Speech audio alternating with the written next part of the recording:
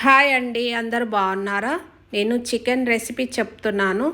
ఇది ఎలా చేయాలంటే, చికెన్ తీసుకొచ్చి మనం సాల్ట్ వాటర్లో 15 మినిట్స్ చికెన్ని నానపెట్టుకొని శుభ్రంగా కడిగి పెట్టుకోవాలి.